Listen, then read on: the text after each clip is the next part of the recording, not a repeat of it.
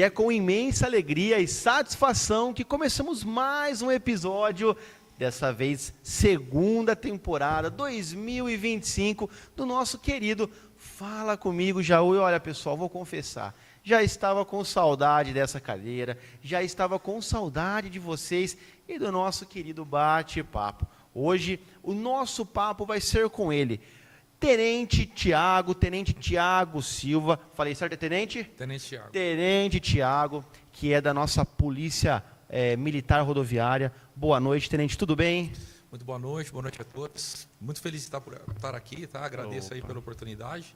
Estamos à total disposição aí para bater um papo, tirar dúvidas, o que precisar. E eu quero trazer, Tenente, um papo realmente mais descontraído. Eu quero trazer, eu sei que vocês de casa podem me xingar de vez em quando, falar, mas que pergunta boba, mas é o bobo que ninguém pergunta.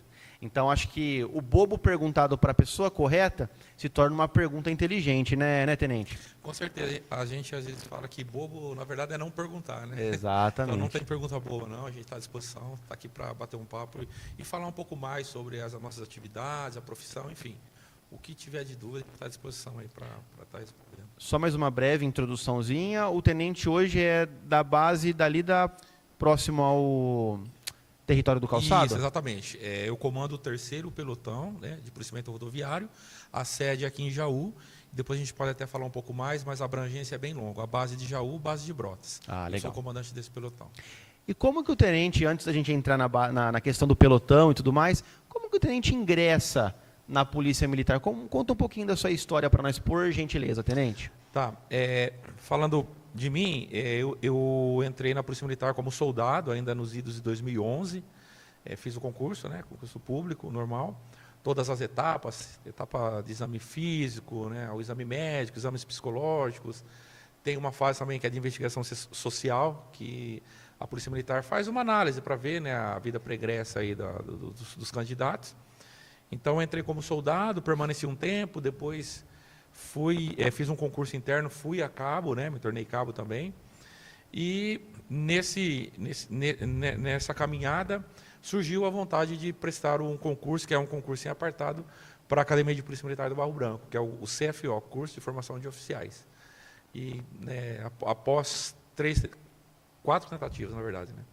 Na 4ª tentativa, eu obtive êxito aí de passar, enfim, aí depois o curso da Academia da Polícia Militar, Academia do Barro Branco, e após formado aí sim como tenente. Então, assim, resumidamente, foi esse caminho.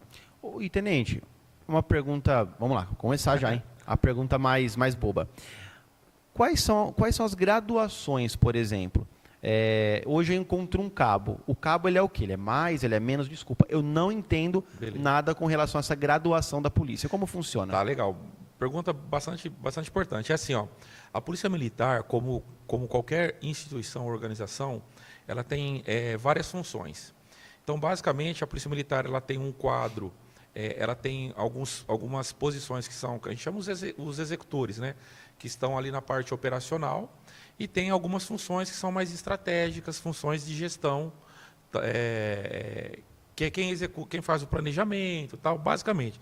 Então, e para você ingressar na Polícia Militar, tem duas portas, né? A porta do soldado, que foi a que eu fiz. Então, você faz um concurso e entra como soldado. Então, soldado, aí internamente abre-se concursos para você se tornar cabo. O cabo é a próxima graduação. Então, basicamente, eles fazem a mesma função, porém o cabo ele tem ascensão, ele é superior ao soldado, né? Então, você foi aprovado no concurso público, você se torna cabo. Beleza. Após você ser cabo, existe um outro concurso que você faz internamente, que aí, recentemente, tanto o soldado quanto o cabo podem fazer, que é para se tornar sargento. Aí o sargento ele já tem uma função de supervisão, embora, né, ele executa também missões, assim como eu, primeiro tenente, executo, né? Mas o sargento aí ele já tem a função de supervisão. Então, o policial faz um concurso, em aprovado, atualmente ele faz uma fase EAD, né? A gente está a Polícia Militar acompanha essas atualizações, claro. Isso a gente ganha em tempo, enfim, tem vários ganhos, né? Faz uma fase EAD e depois ele vai para São Paulo passar por um período de formação, para aí se tornar sargento. Aí nessa parte presencial, né, a parte física, treinamentos, enfim, estágios. Após ele concluir esse curso, que a gente chama de CFS, Curso de Formação de Sargento, ele sai terceiro sargento. Tá? Então aí ele já passa a realizar a função de supervisão. Quem que ele supervisiona? O cabo e o soldado. Ele tem viaturas. Com o tempo ele é promovido de terceiro para segundo sargento, e para que ele seja primeiro sargento, aí ele faz um outro curso. Então perceba que a carreira militar ela demanda um certo conhecimento, um certo preparo. Então para cada função que você vai realizar, você tem que fazer um curso. Fazendo esse curso aí que a gente chama de CAS, que é um curso de aperfeiçoamento de sargentos. Aí ele está habilitado a ser promovido a primeiro sargento, né?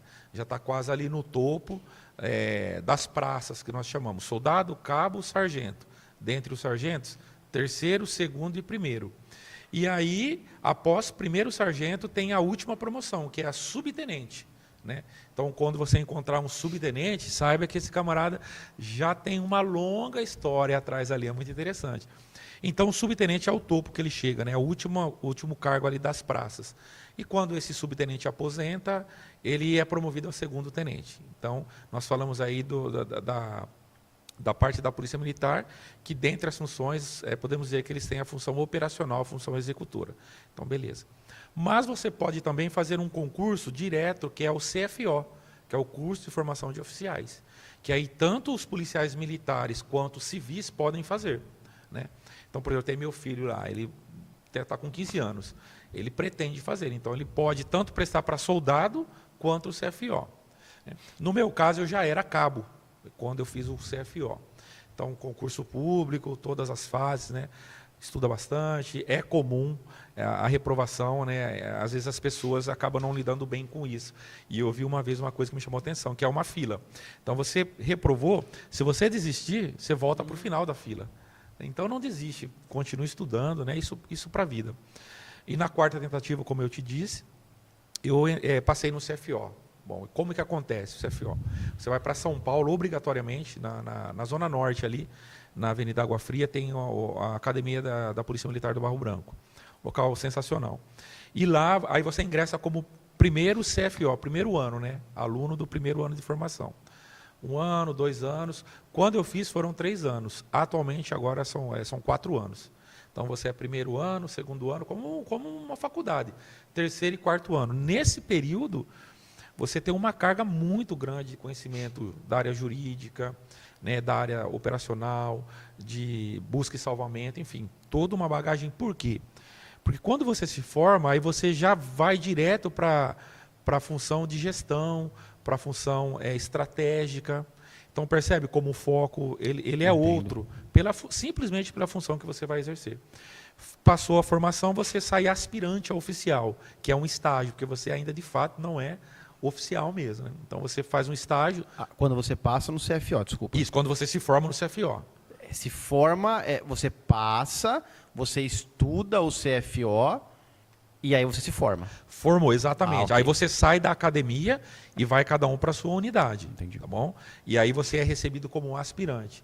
Só complementando a pergunta, o soldado, ele pode fazer o curso, diferente do oficial, ele pode fazer escolas de formações. Em todo o estado tem os núcleos. Por exemplo, em Bauru tem, Marília e propriamente São Paulo. Né? Então, são vários núcleos. Você tem mais opções de fazer. Já o CFO não, é em São Paulo mesmo, lá na Academia de Polícia Militar do Barro Branco. Então, quando você se forma, você sai da academia e é aspirante. Aí você passa por esse estágio já na sua unidade. Eu, no caso, eu fiz meu aspirantado em São Paulo, no 11M, que é a área centro ali. Avenida Paulista, manifestações, tudo aquilo. E foi muito bacana, uma experiência legal. Após esse estágio, aí sim você é segundo tenente. Aí você, de fato, é oficial. Né? Tem uma estrelinha só, eu já tenho 2. Opa! Graças a Deus. Opa! Então você é segundo tenente, depois de um tempo você chega ao posto que eu estou, que é de primeiro tenente, e daqui a algum tempo você vai a capitão. Né? Cada função comanda conforme você... Hoje eu comando um pelotão, né? Quando eu for capitão, eu comando uma área maior. Aí você, conforme vai subindo, vai aumentando, né, a área que você comanda. Então, tenente, né, que tem segundo e primeiro, capitão. Quando você chega nesse posto de capitão, para que você seja promovido a major, você tem que fazer um mestrado mesmo. Então faz um concurso, submete o seu tema, uma banca te avalia, em sendo aceita a sua proposta, né, o seu projeto de pesquisa, você faz esse mestrado em São Paulo também, que a gente chama curso de aperfeiçoamento de oficiais. Após esse mestrado, você está habilitado a ser major, né, que já é oficial superior. Beleza, major, dali um tempo você é promovido a tenente-coronel, que é o penúltimo posto.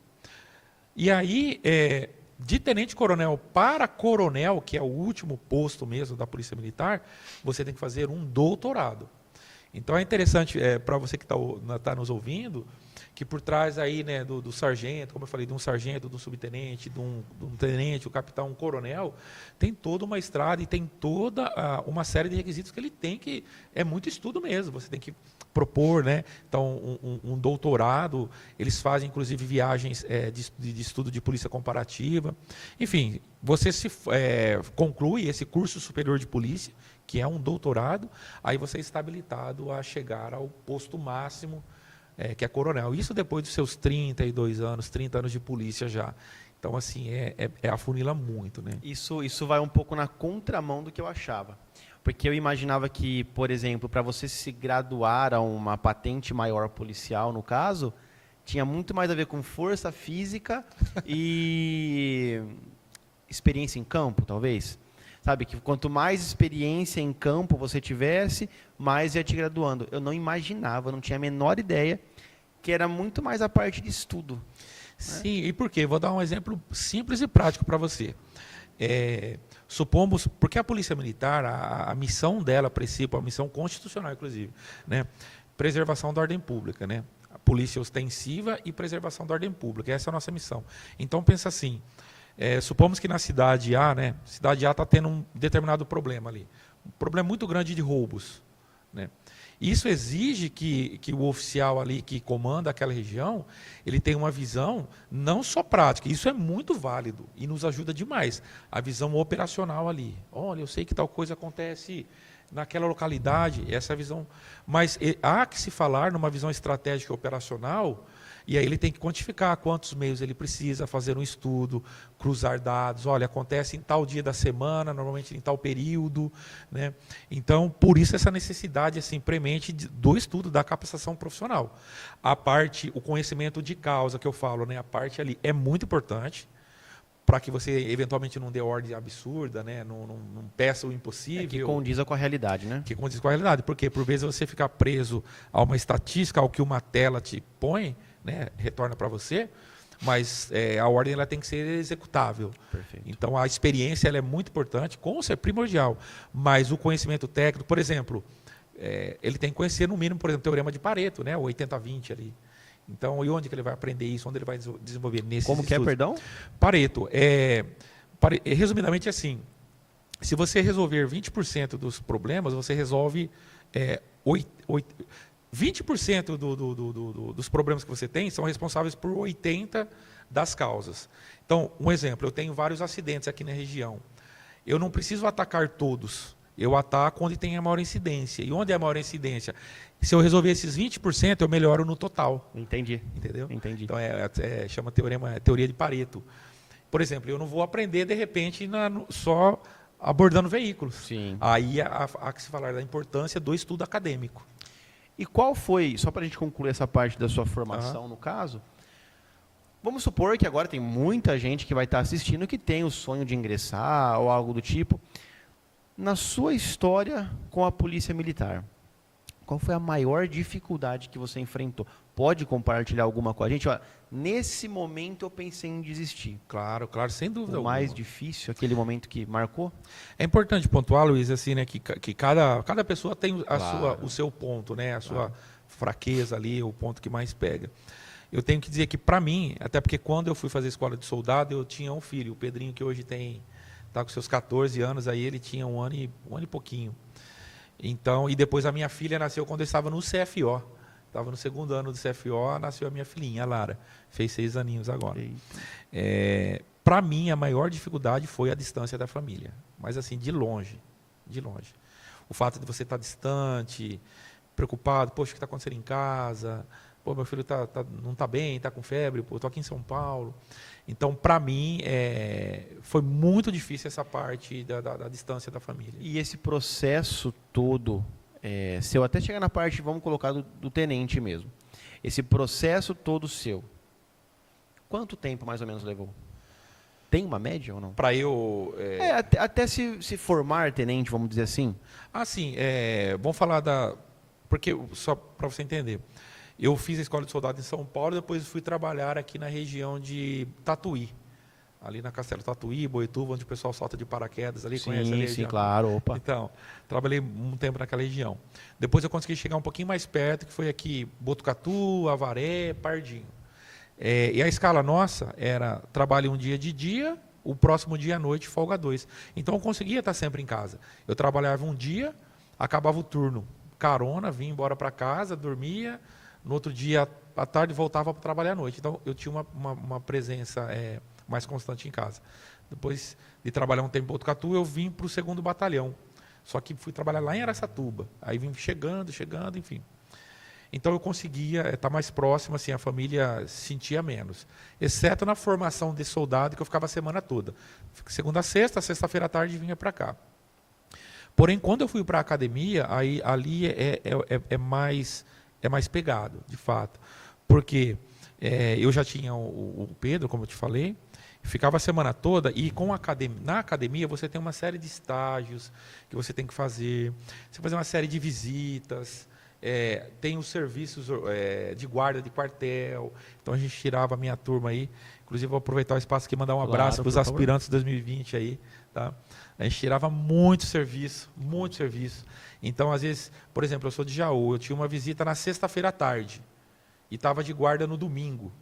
Eu já cheguei a fazer a loucura de chegar em Jaú, tipo, 8 da noite, 6, 7 horas da noite e voltar 1h30 da manhã. Caramba. Bater, ver, tomar um banho, ficar com a esposa, dar um beijo na criança e voltar na madrugada. Então, esse período da academia foi o período mais difícil para mim, assim, de longe. Depois de formado, que eu fui trabalhar em São Paulo, melhorou um pouco, porque eu conseguia fazer umas viagens, fazer umas trocas de serviço e tal. E aí, depois de 12 anos, que eu tive o privilégio, que eu falo, né, fui abençoado por Deus, de fato, eu vim trabalhar em Jaú.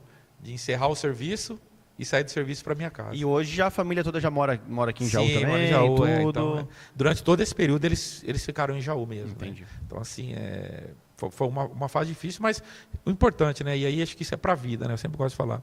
A gente tem que colocar um alvo e saber que nada é fácil, né? E pensar a longo prazo. Longo prazo. Porque se eu fosse imediatista ali, eu tinha parado. Como você falou, eu tive um momento de falar, putz, será que vale a pena? Desistir. Infelizmente, a gente cogita, né? Pensar, não, peraí, mas vou formar daqui 2 anos. Né? Então, hoje, graças a Deus, vale a pena. Um ponto que você colocou que me despertou a curiosidade, eu com muita frequência, quando viajo, vejo o policial rodoviário pedindo carona. É frequente, é normal ou é só coincidências que eu vejo na pista? É comum porque o que acontece, a demanda maior acaba sendo em São Paulo e nas proximidades. Então, quem é de São Paulo ali acaba ficando já perto de casa. Mas nós temos muitas pessoas do interior que ingressam, assim como eu também, né? E aí, a maneira que ele tem de fazer esse deslocamento é justamente, ou nas empresas de ônibus, né? Ele acaba marcando passagem, ou por vezes pegando carona em pedágio. Fiz muito isso. Né? Inclusive, e sempre tranquilo. Tranquilo, e registrar o agradecimento a você aí que já deu carona para um policial. Saiba que eu sempre bato nessa tecla. Quando você olha, isso para todos, né? Mas eu vou falar em especial do policial militar, que quando você olha para um policial militar ali fardado, às vezes viajando ou atendendo uma ocorrência, é um ser humano que está atrás daquela farda, é um pai de família. Você falou da carona, às vezes o camarada mora lá em Araçatuba, tem que ir para São Paulo, né? Então, deixar a galera adepta a isso. A galera ajuda demais. Graças ao bom Deus, sempre nos ajudaram. Assim. Que bom. E como que funciona a rotina? Vamos lá, agora pensando num cenário mais dia a dia. Sim. Formamos, já passamos pela dificuldade, saudade da família. Agora uma pergunta que, assim, como funciona a rotina de um policial militar rodoviário? Chegou na base lá, como funciona a rotina de vocês, no caso? Bacana, legal, excelente pergunta. Vamos falar do policial militar rodoviário ali que faz a atividade no dia a dia. Isso, ali, né? Não perfeito. vou falar de mim, não, falo dos policiais. Isso. Então, como eu falei, a escala, normalmente eles trabalham um dia de manhã e no próximo descansa 24 horas e trabalha no outro dia à noite. Mas independente se é de manhã ou à noite, basicamente ele chega ao local de trabalho, né? Alguns já vêm fardados, outros a gente tem uma estrutura, alojamento, enfim, se farda, assume o serviço. A primeira coisa que ele faz é colher, né? E que deve fazer ou deveria fazer, é colher por exemplo, eu e você aqui. E você está encerrando o serviço, eu estou assumindo. Eu falo, Luiz, e aí, como é que foi o serviço? A gente chama isso de passagem de serviço. Aí você vai falar, ô Tiago, essa noite deu um capotamento ali na Jaú Bariri, essa noite foi bem tranquila, choveu um pouco, não teve nenhuma ocorrência, não teve nada. É colher as atividades, para que ele assuma o serviço já inteirado do que aconteceu. Por quê? Olha o exemplo que eu dou. Vamos supor que você fale assim, pô Tiago, fomos abordar um veículo aqui na Jaú Bauru, ali perto de Itapuí, o cara desceu, correu para o mato, abandonou o veículo, sei lá, no veículo tinha droga, a gente não achou esse cara.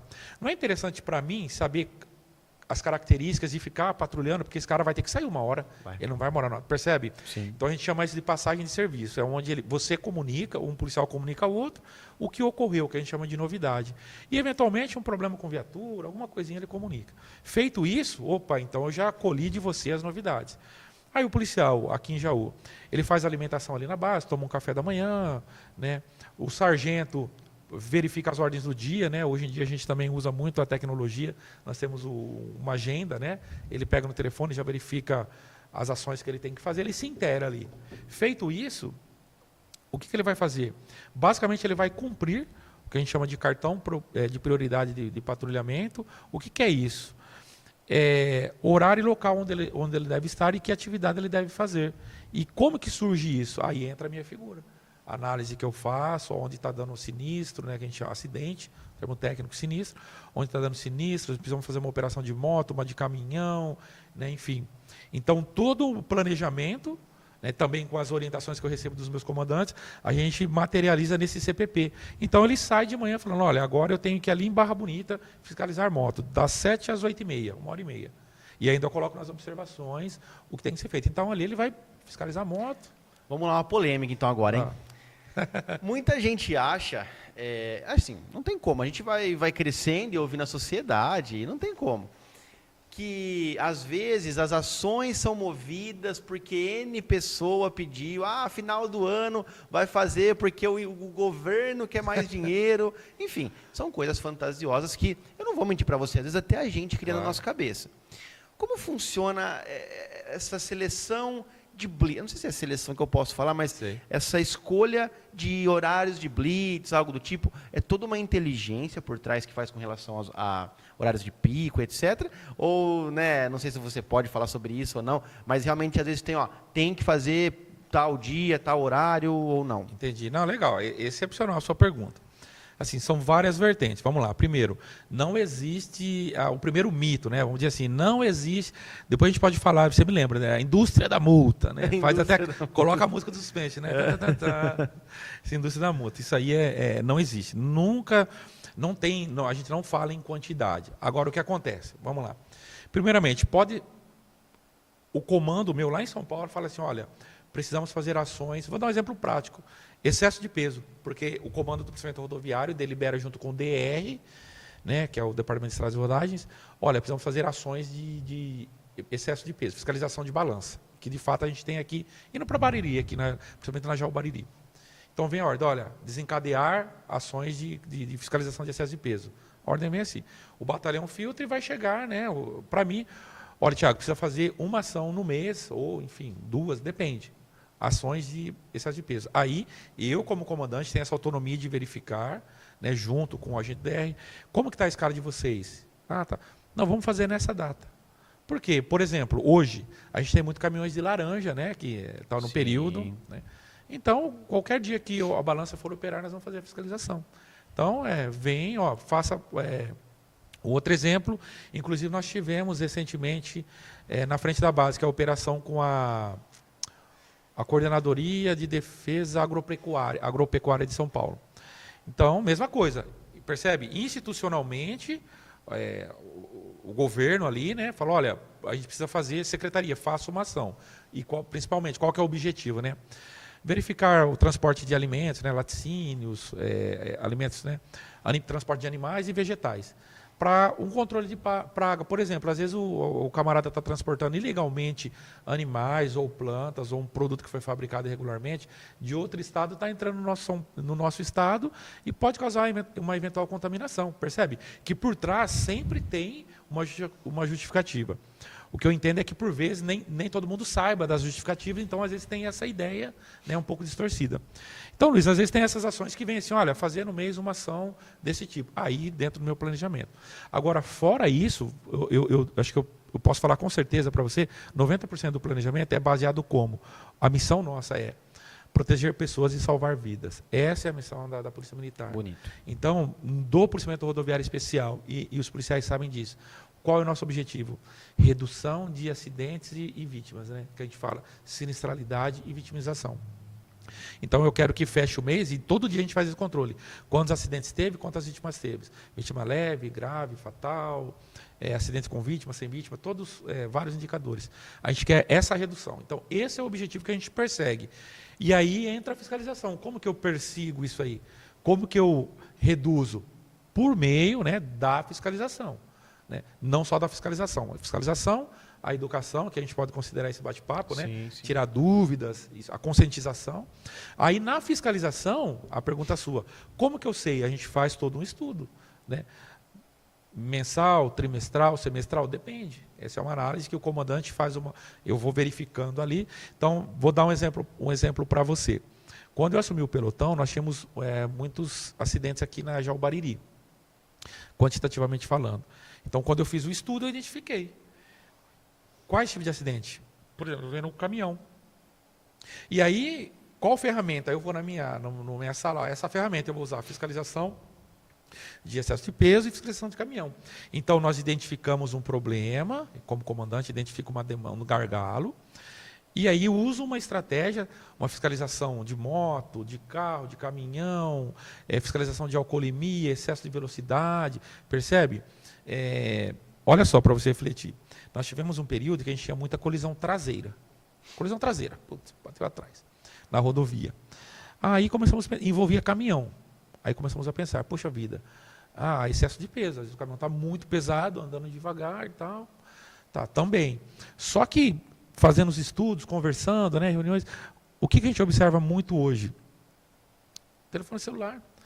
Na verdade, o problema não era só o veículo lento, era quem vinha atrás. Desatento, quando via, estava em cima, batia. Então, percebe, o trânsito em si ele é muito dinâmico.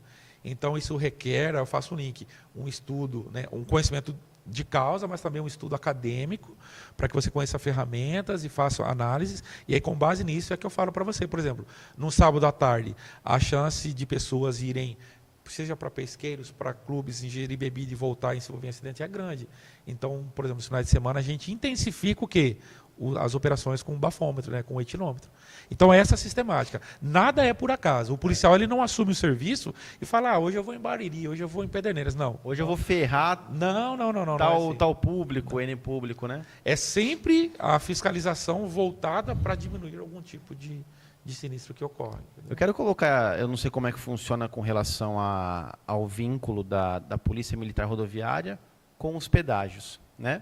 Mas eu queria colocar um ponto que isso é a minha opinião. Não é a opinião sua, nem de ninguém que está em casa, mas é a minha opinião. Eu viajei para fora do estado o ano passado várias e várias vezes. Fui para Brasília, Goiás, Rio Grande do Sul, Santa Catarina, vários lugares. O que eu quero dizer com isso? Gente, só São Paulo, com pedágios, tem pista decente. É incrível a hora que você sai do estado de São Paulo, a única coisa que você pede para Deus é, meu Deus, quando vai ter um pedágio aqui na minha frente que tem uma pista duplicada? É incrível o desespero. Então, assim, eu entendo que as pessoas podem falar mal de mim depois, falar, Luiz, você é louco, defender o pedágio, os valores do pedágio. Isso não cabe a mim. Os valores do pedágio não cabem a mim. E eu não trabalho com isso para saber o quanto um caminhoneiro sofre com isso ou não. Sim. Eu não posso falar por eles. Eu posso falar por mim como cidadão que pegou pista e, por exemplo, você vai andando em áreas mais mato, assim, Goiás, Minas. é anta morta no meio da pista, cachorro, javali, você vai vendo de tudo morto e ninguém retira o animal do ar. Um odor muito forte, perigos muito fortes. Então, assim, não sei se tem muito a ver com esse assunto que você colocou, né? Que é o DER, né? Isso, não sei se eles têm a ver com isso ou não, Sim. mas o nosso estado, ele é abençoado com relação a isso, em termos de qualidade de vida, com relação à pista. Então, eu queria fazer esse desabafo, que, na verdade, eu ia fazer na rede social. Só que eu falei assim, se eu fizesse na rede social, vão querer me cancelar, falar que eu defendo o pedágio, de forma nenhuma. Mas como o estado de São Paulo funciona, sabe, tenente? Como dá gosto quando você sai do estado de São Paulo, você fala, meu Deus, não ter... Sabe o que é você andar numa pista e não ter faixa? Não tem faixa. À noite, isso aí. À noite não tem faixa. Então, você anda por dedução. E eu estou falando de Santa Catarina, estou falando de Rio Grande do Sul. Você pega a BR-101 e vai por dedução, porque não tem uma faixa no meio da pista. Então, aí a hora que você volta para o estado de São Paulo, você fala, ufa, obrigado, Senhor. É duplicado, aqui eu não tenho que deduzir aonde que eu tenho que entrar, onde que eu tenho que andar. Placa, então é luxo. Então, assim, o nosso estado de São Paulo, não sei se o tenente pode falar disso ou não, Sim, claro. mas o nosso estado de São Paulo é abençoado por isso, porque quantas vidas isso não poupa, quanto, né, tenente? Com certeza. O programa de concessões aí, ele está aproximadamente há 30 anos aí, o governo do estado de São Paulo startou esse processo de concessões e, né, para que você de casa entenda, que muita gente fala, que concessionária, pedágio, o que acontece? Simplesmente o DR era o órgão responsável por conservar as estradas e rodovias do estado. Só que ele, por si só, não tem braços, não conseguia trazer esse nível de qualidade, que é o que, por vezes, você vê em outros estados. O Estado, em algumas áreas, ele, por si só, ele não consegue fazer isso. Então, startou-se um programa de concessões de rodovias, que começou lá atrás, foi se aperfeiçoando. Então, o Estado chega para a concessionária e fala, olha, eu quero conceder conceder a Rondon. Grupos empresariais, né, tem que se adequarem ao edital que é proposto, e aí eles têm o direito de explorar a rodovia, porém, olha, senhores e senhoras, amigos e amigas, se você tiver acesso, e, aliás, é só pegar no site de qualquer concessionária, você tem acesso ao edital. São muitas obrigações, não se resume a uma praça de pedágio, né? Então, assim, aí com isso que acontece, a concessionária ela tem o direito de arrecadar, né, que são as praças de pedágio, porém, a qualidade e as obrigações que ela tem são imensas. Isso se traduz no quê? Numa rodovia com faixas pintadas recentemente. Inclusive, hoje, estavam fazendo aqui na 285, aquelas tartaruguinhas, que são os refletores catadióptricos, é um nome bem difícil, que facilita quando a luz do farol bate à noite, você vê placas de sinalização, viaturas de inspeção de tráfego que ficam rodando o trecho, retirando animais que estão mortos na pista, retirando ressolagem, parando para verificar eventuais veículos, acionando a gente, olha, tem um veículo que está numa situação suspeita, e a gente fiscaliza. Os guinchos, os saus, que são os pontos, né? Se saem daqui para Bauru, já tem ali na frente um ponto, você pode parar, tomar água, usar banheiro, tem fraudário. Então, concordo plenamente com você, os benefícios não são só para a população, mas as concessionárias são grandes parceiros nossos. Nós fazemos aí, a cada 2 meses, dependendo da uma periodicidade, aí, reuniões com as concessionárias, com os representantes concessionárias, justamente para alinhar ações, coisas que eles identificam, né, são mais olhos. Então, tenente, olha, a gente observou tal coisa, opa, vamos fazer uma ação aqui.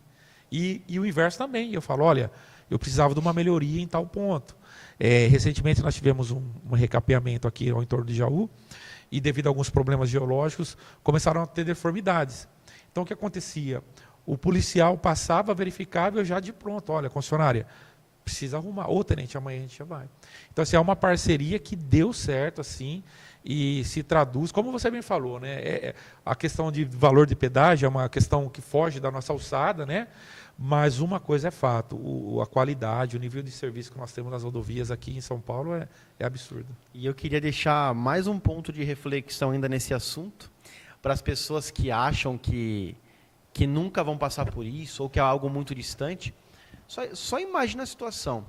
Se você vai para Bombinhas, lá para Bombinhas, lá, Santa Catarina. Santa Catarina. Você vai descendo a BR-101 ali, porque a BR-116 é habitada de caminhoneiro. Então, não é um lugar recomendado para você frequentar ali com sua família. Mas, né? Então, você vai descer a BR-101, aconteceu isso comigo, tá? Pegamos chuva, porque lá é um ambiente de muita chuva. Pegamos chuva. E não tinha marcação no chão, nada, e tinha um buraco enorme, só que encheu de água. Então todo mundo passava ali e chinelando, né? E pum, estourava o pneu. Com isso passou uma carreta. A carreta bateu, travou, tombou. Ligou para quem? Ligou para uma cidade próxima ao local. Tivemos que esperar aproximadamente 6 horas para 2 tratores vir e retirar assim, tratores de moradores, sim, tá? Sim. Para vir e retirar a carreta de lá. Olha o tamanho da gravidade da situação. Aquilo poderia gerar morte, fora o congestionamento que gerou, que travou por 6 horas. Então, parece estar distante, mas não está. Um ponto que o tenente colocou, o tráfego de veículo lento e tudo mais, né? E meu pai faleceu assim. Um caminhão parou no meio da pista, simplesmente parou, não ligou a sinalização, não fez nada, e meu pai foi e bateu atrás do caminhão, achando que numa subida, sim, achando que ele estava subindo também. Quando ele foi fazer a manobra de olhar pelo retrovisor, bateu atrás, a moto, de tão devagar que estava, a moto nem caiu. Nossa. Só que olha a gravidade da situação. Bateu, quebrou o pescoço. O da perícia falou assim, se ele batesse o braço, talvez nem o braço ele quebrasse. Se batesse a costela, talvez nem a costela ele quebrasse. Só que como foi o pescoço, era para acontecer. Nossa. Entende? Então, assim, é muito sério. Esse papo nosso aqui é de conscientização. A gente não quer ser exemplo para ninguém, mas se der para ser que seja, né? E que aprendam com isso. Conta uma ocorrência para nós. Desculpa me emocionar aqui um pouco, mas a gente vai batendo um papo. Conta uma ocorrência para nós, tenente. Uma ocorrência que, assim, ficou dentro de você, que você falou, essa ocorrência que me marcou. Existe alguma que o tenente possa compartilhar com a gente? Tem sim.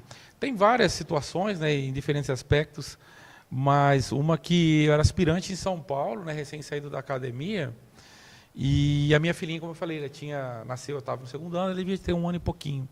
Nós fomos acionados para uma ocorrência que a moradora estava ouvindo choro de bebê, e pasmem você, viu, não era periférica não, foi ali próximo à Avenida Brigadeiro Luiz Antônio, em São Paulo, ali, centro mesmo. E eu estava próximo, né, era comando força, encostei com a viatura, o que aconteceu? Era uma criancinha abandonada, sabe? Estava dentro de uma sacola de papelão, só que assim, claro, a situação é muito triste, né? Mas a gente ficou conversando porque estava criança, tinha algumas roupinhas, tinha até fralda, sabe? Então, assim, não foi... Como se fosse um animal. Isso aí chama atenção, porque talvez pela fase que eu estivesse vivendo, tendo a filhinha minha pequena, né?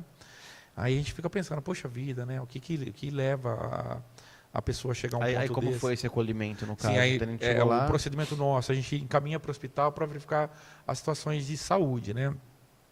Para o hospital, e aí depois, posteriormente, eles encaminham para adoção.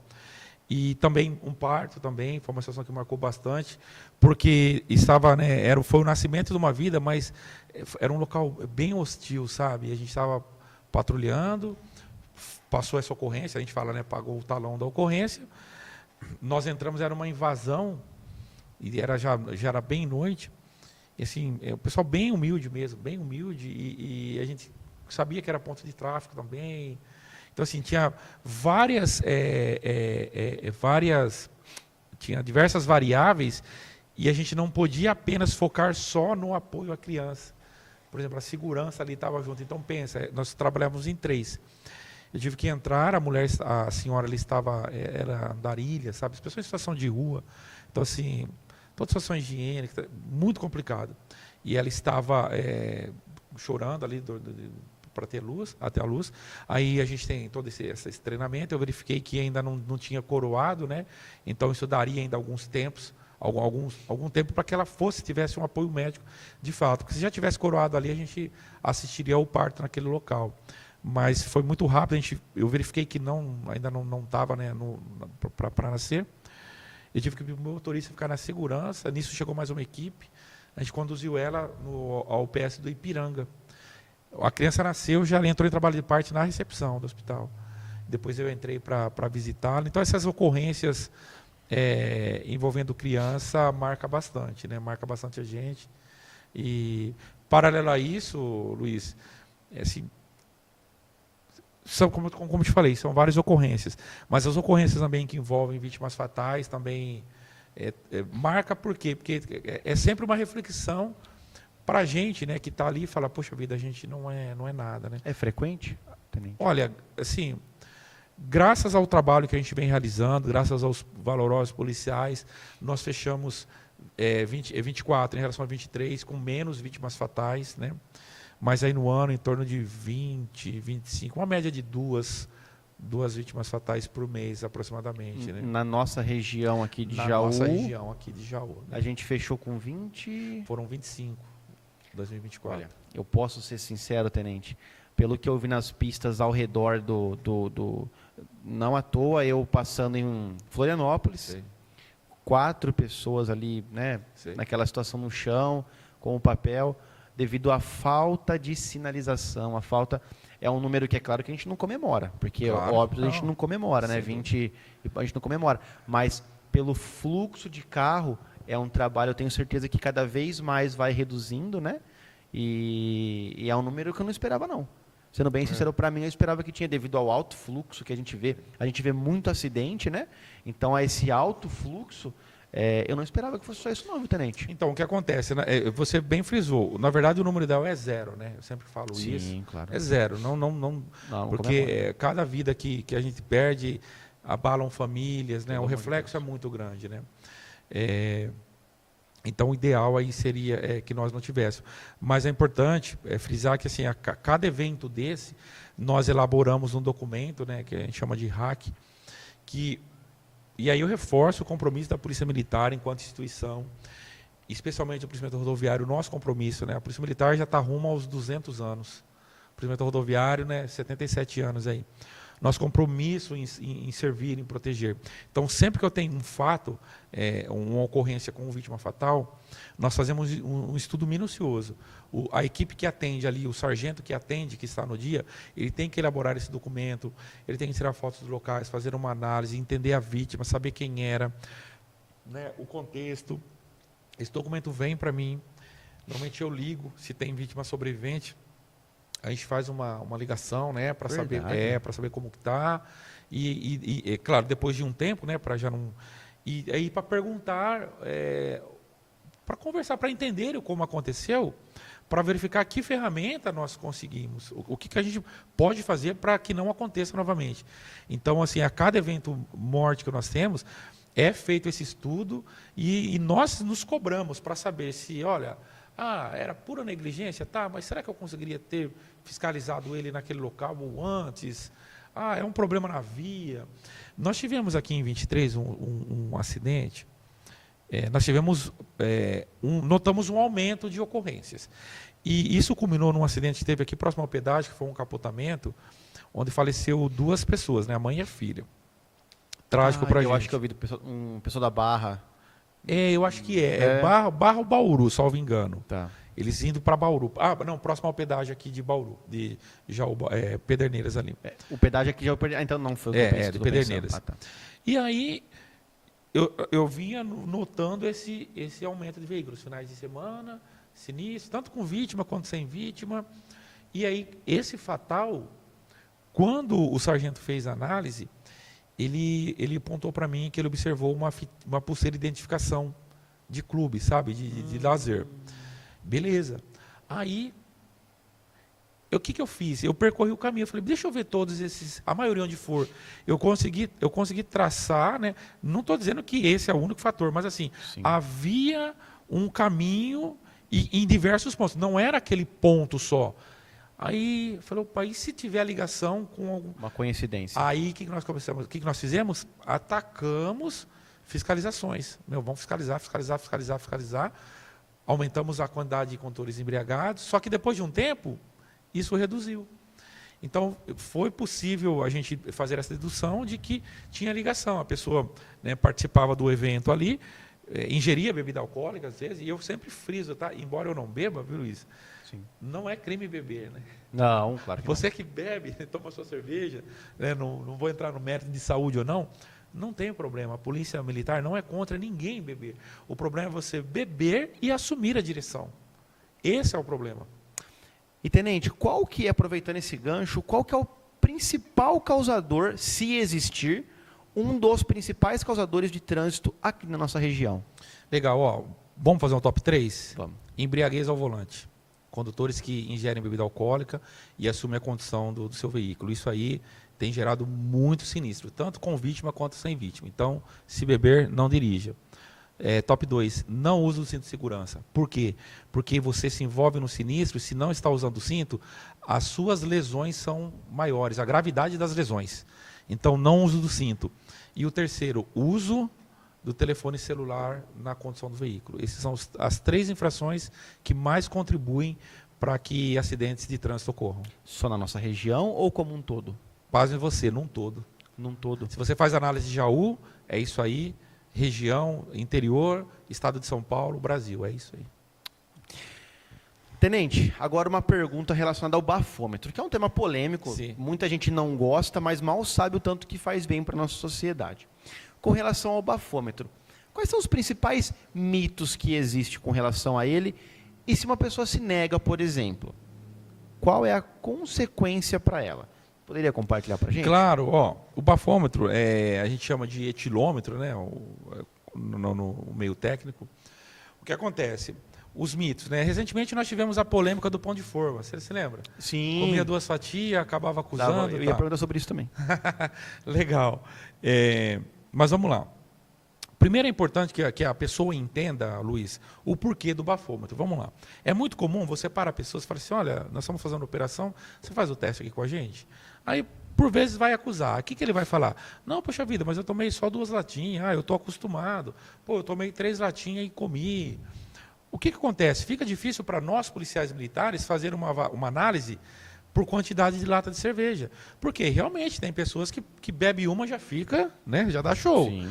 Tem um camarada que bebe 2, 3, 4, 5, está firme. E o que acontece? Isso mostra a imparcialidade do policial militar, porque não compete a ele avaliar.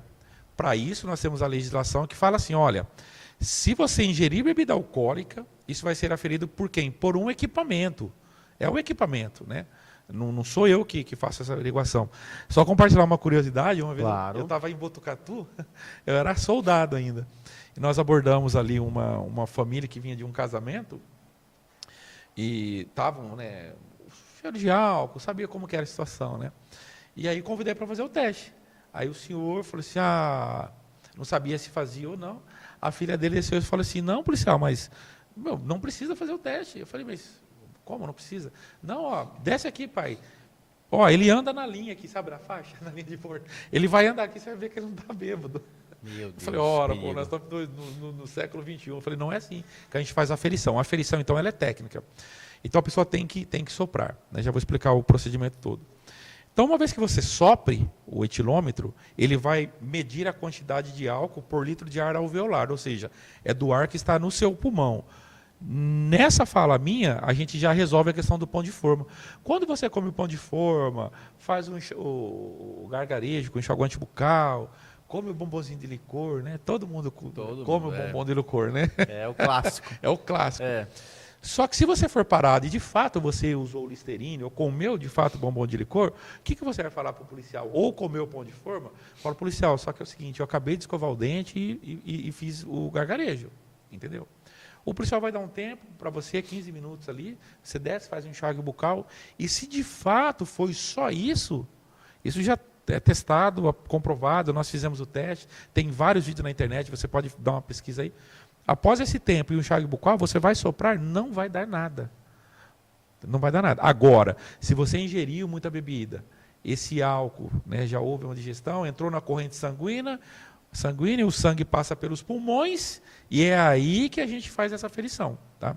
Então, Desculpa cortar rapidinho, mas só para Claro, mim entender. claro. Então, por exemplo, se foi pão ou enxaguante bucal, Você faz, depois de uns 15 minutos, um enxágue bucal água, ali, né? com água, ele vai embora, porque teoricamente ele está aqui. Exatamente. Isso, ele está aqui. Exatamente. Então, se for alguma coisa que não seja isso, vai estar no sangue, no pulmão, Exato. e aí não tem como sair daqui. Não, aí não adianta. Desculpa, Aí você pode fazer concluir. enxágue bucal. Outro exemplo é o álcool em gel.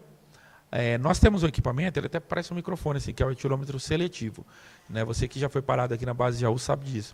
Ele é só para facilitar. Então você está dentro do seu veículo aí, o pessoal fala assim, olha, vamos fazer o teste? Você vai soprar de longe, né? Ele vai acusar se tem álcool ou não. No ambiente ali, ele não vai... Se der o verdinho, beleza, você não bebeu, não tem nada, você vai se seguir. Se der Ele vermelho... pega o ambiente. Se der vermelho, não vai indicar que você está embriagado, ele só vai indicar Que tem presença de álcool. Aí você é convidado a fazer aquele que coloca o bocal, você põe a boca mesmo e sopra mais, porque aí ele vai aferir o quê? O ar do pulmão. Então, se você só higienizou sua mão com álcool em gel, não vai ser o problema. Né? E se você só comeu pão ou comeu bombom de licor, então beleza. Luiz, agora sobre as consequências. Né? Isso.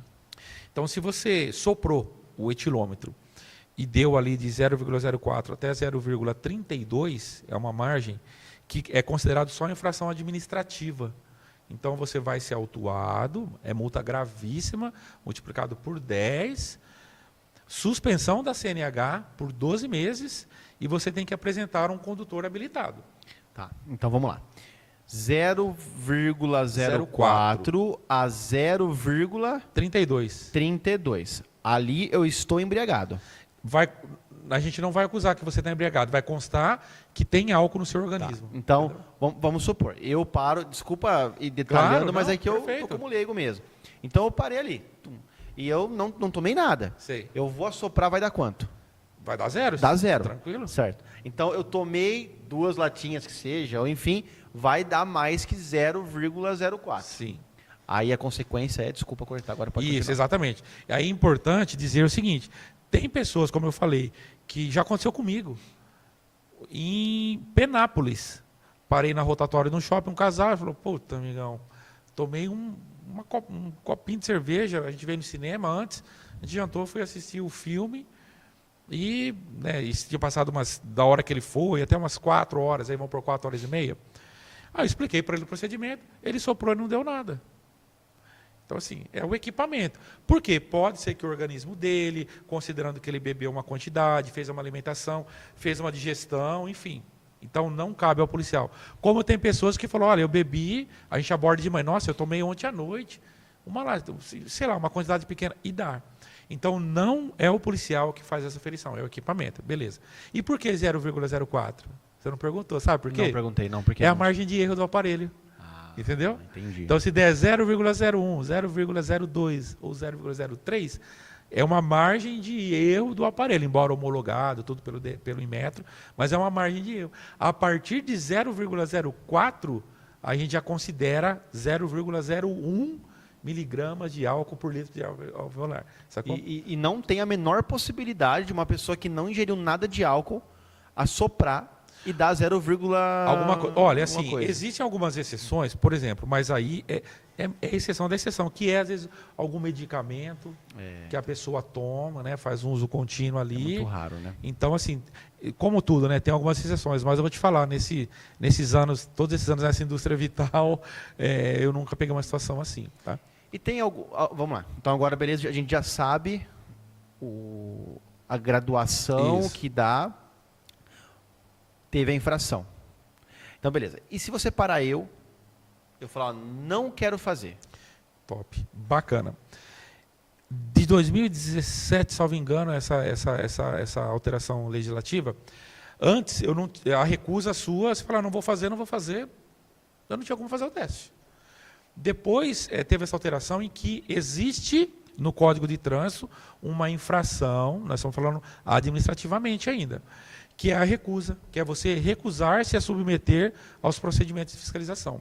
Então, se você foi parado e você sabe que bebeu, você fala, não vou fazer.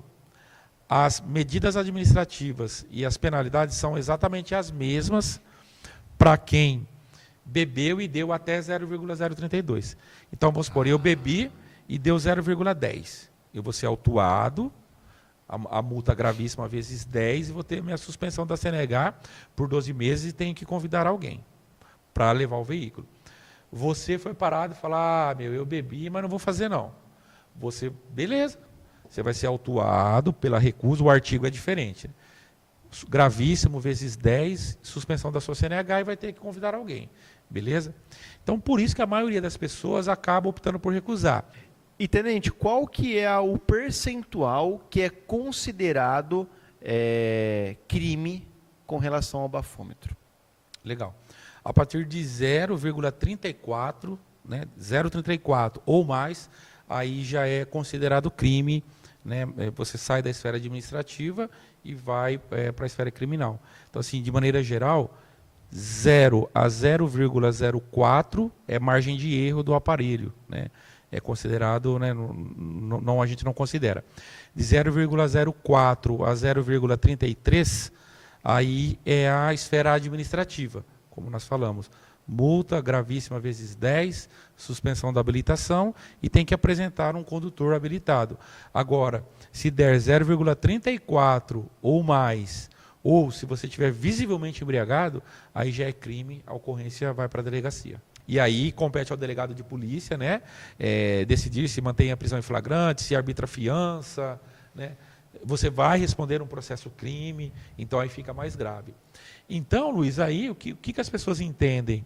Para não soprar, porque não dá para eu falar para você, você tomou 3, der a marca X, eu acho que vai dar tal. Não, não tem como. Não tem. Então é uma loteria. Pode ser que você sopre e dê ali 0,5, 0,10 e fica no administrativo, mas pode ser que você sopre e dê 0,33. E se der, aí é crime. Tá, então vamos lá. E quanto sairia a multa, por exemplo, se você for pego hoje com 0,32? 0,32. É gravíssimo. Hoje a infração grave ela é algo em torno de R$ 297, só que é multiplicado vezes 10. Então beira aí os R$ 3.000. Os R$ 3.000. E aí você pode estar pensando assim, nossa, mas que caro, né? Será que está certo isso? Aí a pergunta que eu faço para você é assim, quanto vale a sua vida? Reflita sobre isso daí. Então, assim, não é sobre valor, não é sobre dinheiro, não é sobre a multa, é sobre você. É sobre uma família que está indo viajar, que às vezes não vai ter a possibilidade de concluir o destino dela, ou quantas notícias a gente não vê de pessoas de famílias que estão indo viajar e às vezes em 5 no carro, perde pai, mãe e um irmão e sobra 2 irmãos. Imagina como que fica. Então a multa não é nada. A conscientização tem que ser em você. Se beber, não dirija, não pega carro. Gente, tem Uber. Né, tem Uber, pede carona, e não é da boca para fora, pensa nisso, pensem nisso, reflitam, se beber, esqueça a multa, esqueça a infração, não é nada perto da sua vida, perto da vida de uma pessoa que está viajando, que está fornecendo um lazer para a família, ou até mesmo trabalhando. Então, se beber, não dirijam, pelo bem seu, meu, de todo mundo que... Não, a infração é o menor do problema, né, tenente? Esse negócio é a vida, né? Exato. Sabe de uma curiosidade? A maioria das pessoas que são autuadas por embriaguez ou por recusa, a maioria, né? Nós temos no próprio veículo alguém que não bebeu. Você acredita nisso? Está lá o casal, né? O seu Zé e a Dona Maria. Ô, Zé, vamos fazer? Não, puxa vida, é que eu bebi ali. A Dona Maria bebeu? Não bebeu. Ela é habilitada? É. Por que então que a Dona Maria já não saiu dirigindo? Acho que por uma cultura de, eu dirijo, né? Por isso a importância da reflexão que você trouxe para a gente aqui. Né? Como você falou, tem Uber, tem motorista da rodada, às vezes foi para uma chácara, fica lá, dorme lá. Né? Hoje a gente tem várias alternativas. O que é inadmissível, e assim, só até hoje eu conversava com um companheiro meu aqui, só quem já perdeu um parente, e esse que vos fala, eu perdi um tio, devido a outro condutor alcoolizado, sabe da gravidade que é. Então, não é sobre valor, tenha certeza disso. Né? Famílias que são destruídas aí carregarão marcas eternas. O caminhoneiro que bateu no meu pai, que parou o caminhão no meio da pista, ele estava de chinelo, sem camiseta, né? Parado no lado da pista, não sinalizou nada, simplesmente parou o caminhão no meio da pista, não tinha pisca-alerta funcionando, nada, e ele simplesmente parou o caminhão. E a hora que a gente foi falar com o perito, lá, com o delegado que fez a papelada, ele falou, olha, é triste falar isso, mas foram 4 já. Nossa. Que ele para no meio da pista, sem sinalização, e com carteira caçada, e aí fica um tempo preso, faz todo... Só que aí é uma outra conversa que a gente vai ter, que é com relação à justiça e tudo mais, e nesse mérito eu não vou entrar. Mas é o quarto, meu pai foi só o quarto que ele para no meio da pista, sem sinalização nenhuma, provavelmente com o mesmo caminhão, e acaba tudo ilegal, tudo sem documentação. É complicado. É uma situação que... Essa mudança de cultura ela é muito importante. Isso se aplica, eu vou trazer um exemplo prático para vocês e mais simples. O uso do cinto de segurança. Uso do cinto de segurança. O Código de Trânsito Brasileiro, ele remonta a 1997, né, de 1997. Então, desde essa data aí tem a infração para o não uso do cinto de segurança. E ainda hoje é comum, é uma cultura. Quando a pessoa usa, o de trás não utiliza. Então, é um gesto simples que, se você internalizar, criancinha. É muito comum. Eu já atendi um acidente na Castelo Branco, que o que salvou a criança foi um Fusca caiu numa ribanceira. Era finalzinho de serviço, 5 e pouco da manhã. Nós subimos a Castelo, abastecer ali, altura do quilômetro 146, onde hoje é o posto Frango Assado, sentido interior. Fizemos retorno, estávamos descendo e vimos que tinha um pessoal andando, uma família andando na beira da pista. Não é comum. Paramos. Aí, quando ele viu a viatura também, eles viraram e falaram, olha, a gente sofreu um acidente, nosso carro está caído no buraco ali. Mas como assim? Voltamos, o Fusca estava lá embaixo. E tinha com eles 2 crianças. 2. Falei, meu Deus. Ele falou assim, não, eu falei, está todo mundo? Não, está todo mundo bem. Eu falei, mas e essas crianças? Ele falou, foi um caminhão que bateu atrás, a gente desgovernou e caiu. Eu falei, não, seu policial, estava na cadeirinha. Aí eu falei, meu Deus. Quando foi tirar, tinha 2 cadeirinhas do banco traseiro ali.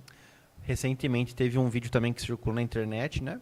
De um carro em uma outra cidade, também não vou entrar em detalhes porque não cabe a mim, mas aí um acidente até bobo, por uma câmera de segurança, a pessoa perde o senso de direção, a roda tomba, assim, não sei explicar, mas ela bateu assim, o carro virou, um tombo totalmente besta, bobo, assim, você olha, olhando na câmera de segurança, você fala assim, cômico, né? Uma criança atrás, sem cinto de segurança, ou sem cadeirinha, veio a óbito. Então, como fica agora um pai e uma mãe, né? Sabendo que poderia ter sido diferente. Por isso que eu falo, o choro da criança porque não quer usar o cinto está muito distante do choro que você, pai ou mãe, pode ter pela negligência sua. A responsabilidade é de vocês. Então, assim, é cultural, né? Porque a gente está nesse papo, a questão é cultural. Eu sempre falo nas palestras que eu dou, cola um post-it no volante lá, usar o cinto. Você vai ver que daqui a pouco é automático. E o cinto, Luiz, porque a importância dele, lembra que nós falamos da questão dos sinistros de trânsito? Até fazer um esclarecimento aqui. O não uso do cinto, o fato de você não estar usando, ele em si ele não causa... Eu falei da software, ele não causa em si um acidente, como a embriaguez e o celular, que você está desatento. Porém, se você está usando o cinto, a gravidade das lesões ela é atenuada. E como nós, né, a gente faz essa quantificação da quantidade de sinistros e quantidade de vítimas, então isso é fato.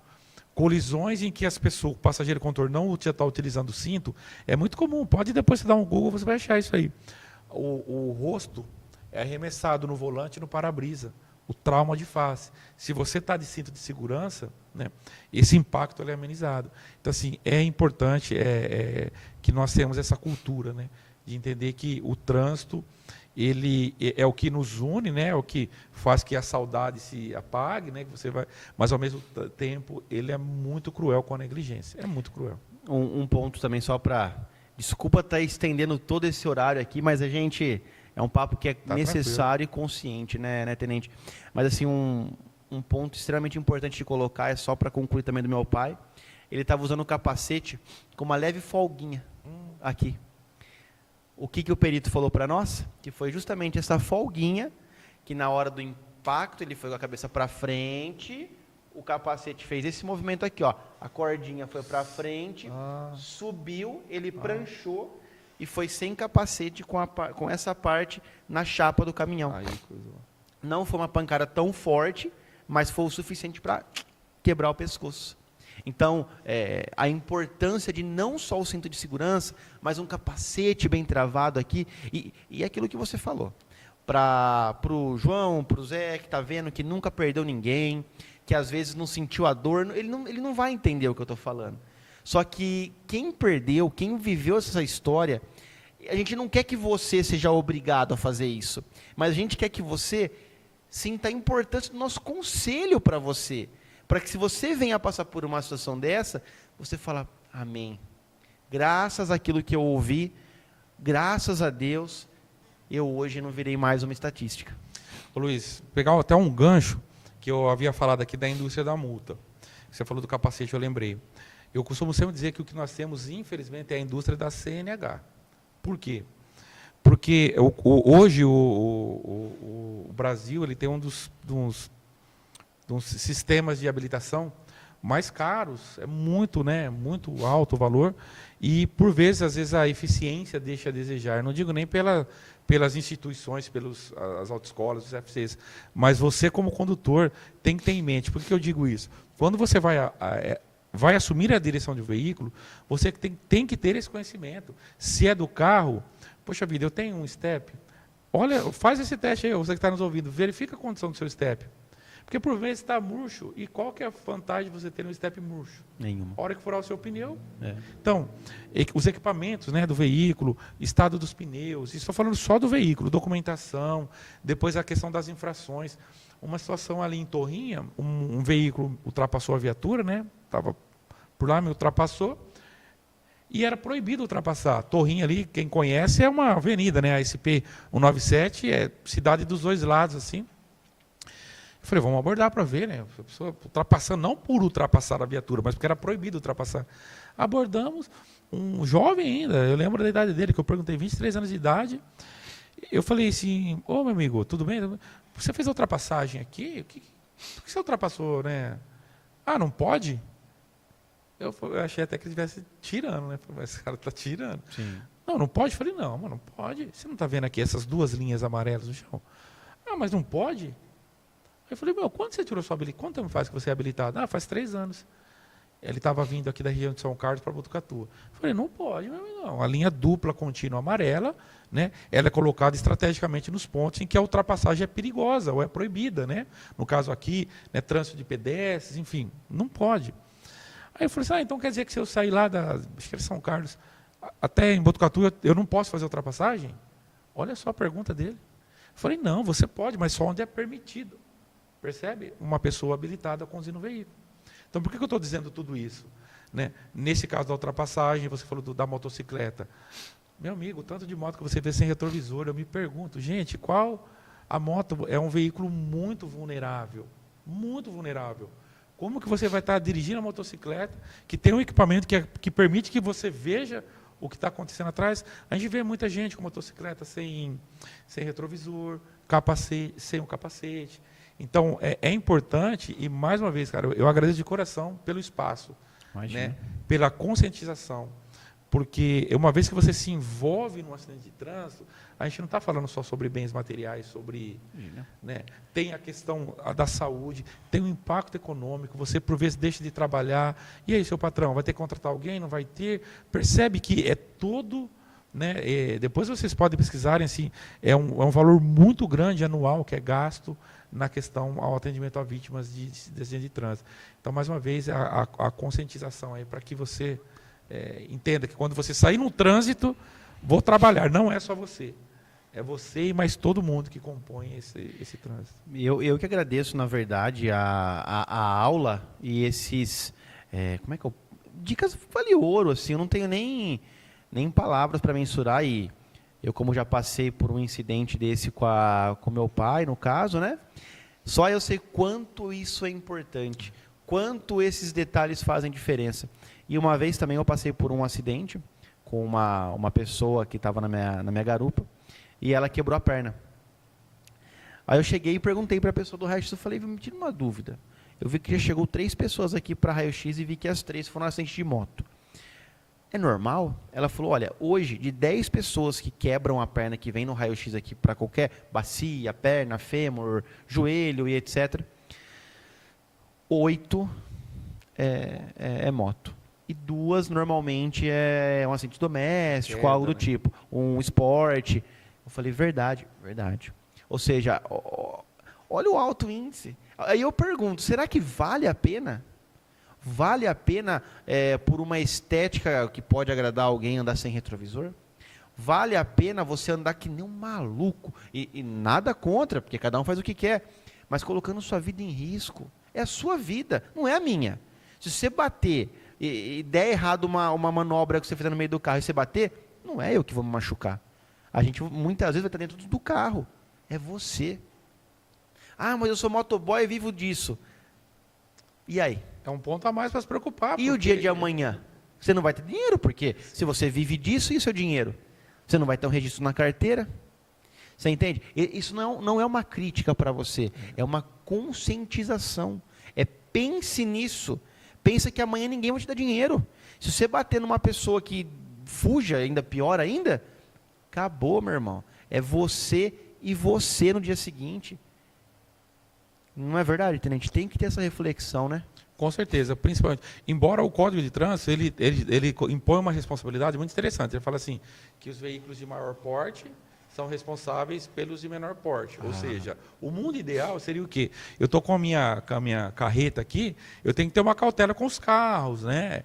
E os carros, uma cautela com a moto e todos com o pedestre. Isso seria o mundo ideal.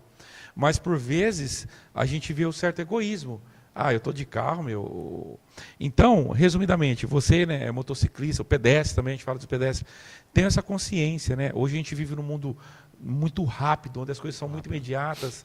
E eu sempre falo, atrasado é quem não chega. Pô, saiu atrasado de casa para ir para o trabalho? É preferível que você chegue 5 minutinhos atrasado lá, mas chegue. Chegue. Do que fazer uma manobra, como você falou, faz uma manobra aí e vai bater, não vai chegar no trabalho, vai perder o trabalho. Então, assim, a gente pede e reforça, foi muito, muito bacana. Não é uma crítica, não, é um aconselhamento, né? Você, os amigos, aí a gente fala, né? Faz que entrega alimentos, os motofretes, né? Os motoboys, que contribuem assim, de uma forma gigante para a economia. Gigante, gigante. Isso é inegável. Mas a gente quer que você tenha esse cuidado, que você mantenha o seu trabalho. Senão um camarada tira uma moto, financia, né? Para o seu sustento, 2 meses, 3 meses, bate, perde a moto, quebra uma perna. Então, aquilo que era para ser bênção, aquilo que era para abençoar você no seu trabalho, ele acaba te trazendo complicações, às vezes por 1 segundo, né? Uma reflexãozinha. É o autocuidado, né? Eu acho que é o autocuidado. E a gente fala de moto, mas assim, pelo amor de Deus, não é só da moto, não. Tô sem dúvida. A gente fala da moto, mas a gente pode colocar pedestres, pode colocar nós de carro mesmo. Ciclistas. O que eu mais vejo hoje, eu vou ser bem sincero, e eu fico assim, assustadíssimo, são pedestres que se jogam na frente de um sinal verde, mas o que eles falam?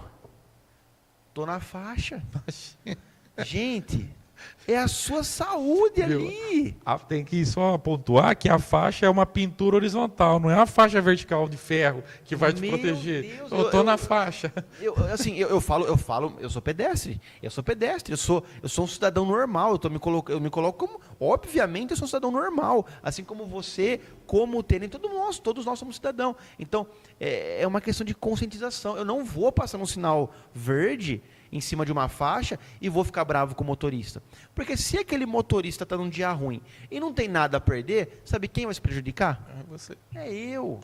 Eu que vou quebrar meu corpo. Então, tenente, acho que é um papo que a gente tem aqui de muita conscientização, mas não só para um nicho, não só para os motoqueiros, vale para os, né, de carro, motos, caminhão, né? Meu amigo, teve um problema com o caminhão, sinalização, percebe? Cada um de nós podemos fazer um trânsito seguro. E o trânsito é o local em que todos estão em pé de igualdade. No trânsito não existe status social. No trânsito não tem isso aí. Olha, aquele carro tem um juiz, nesse carro aqui tem um tenente. Não. É um carro e outro carro. Então, nós demandamos dessa consciência, né? E como você bem pontuou, o motorista de caminhão, verifica se a lanterna traseira sua está ok, porque o veículo que está vindo atrás, por vezes à noite, só vai se ligar quando estiver em cima. Percebe? Você que está no carro, não faça uso do telefone celular enquanto está dirigindo. Você que está de moto, né? Enfim, todos nós temos que estar atentos e melhorar. Isso para o bem nosso mesmo, né? Para o bem nosso. E, tenente, eu adoraria ficar mais 5 horas, porque eu tenho certeza que tem assunto e tem conscientização. Mas eu queria que o tenente deixasse uma mensagem final, um incentivo para quem está pensando em ingressar na carreira, para quem está pensando em prestar concurso. Eu gostaria que o tenente deixasse uma mensagem para todo mundo que está em busca do seu sonho aí. Legal. Primeira coisa que eu falo para você, a Polícia Militar é uma instituição assim maravilhosa, é uma instituição magnífica. Eu devo muito à Polícia Militar do Estado de São Paulo. E para você que está estudando, que tem um sonho, que pretende ingressar, eu peço que você faça uma reflexão se atrás de qualquer motivo, que por mais diverso que ele seja, se você tem a disposição em servir. Isso é o principal, sabe? Porque embora seja uma profissão, policial militar, mas o policial militar ele tem que enxergar um pouquinho além, né, essa disposição, porque você vai precisar atuar como policial militar, como psicólogo, como médico, porque nós temos um leque muito grande de ocorrências que nós atendemos, desde acidente, tentante, né, pessoas que estão em um momento difícil tentando tirar a própria vida, e aí? Né? Então, para você que pensa em ser policial militar, eu digo que é uma carreira assim, magnífica, muito abençoada, sabe? Ela traz satisfação, mas, sobretudo, que você, antes, né, de decidir, faça essa reflexão. Né? Eu estou disposto a servir, eu estou disposto, por vezes, em colocar a minha vontade em segundo plano e colocar a necessidade da população em primeiro plano. Eu acho que isso é o principal. E se você falar, não, tenente, é isso que eu quero servir, então vá em frente, vai ser um prazer recebê-lo aí na nossa maravilhosa instituição. Eu queria agradecer o nosso primeiro tenente, Tiago Silva, e tem mais uma nomenclatura depois, não tem? Primeiro tenente Tiago Silva comandante do 3º pelotão, da 1ª companhia, do 2º BPRV. O que é o BPRV? Batalhão de Polícia Rodoviária. Gostaria muito de agradecer a presença do tenente aqui, pelas dúvidas tiradas, pelos esclarecimentos. O tenente gostaria de deixar uma mensagem para alguém? Deixar uma mensagem, então. Um abraço para minha família, é muito importante, né? Minha esposa que me apoiou, me apoia sempre, meus filhos. Deixei um abraço para os aspirantes e um abraço especial para o meu pelotão do 2º Bronx. Eu falei para eles que viria, eles vão assistir com certeza, tá bom? Um abraço a todos que assistiram até aqui, um abraço a eles, um abraço à família do tenente. Nosso amigo, como é que chama? Tem o nosso amigo que está assistindo aqui também. Como que ele chama? Cabo Bastiani, que representa todos os policiais do nosso 3º pelotão aqui. Um abraço ao nosso cabo também, que está aqui nos acompanhando. E a gente vai ficando por aqui, pessoal. Agradecer mais uma vez ao tenente. Vocês gostaram? Voltamos. 2025, chegamos e nosso ano está só começando. Não sei se vocês já viram ou ainda não. Tem o Viaja Comigo Jaú, tem o Fala Comigo Histórias, que também está imperdível. Estão gostando? Então deixa o like, curtam, compartilha, comente e até o próximo sábado com o nosso querido Fala Comigo Jaú.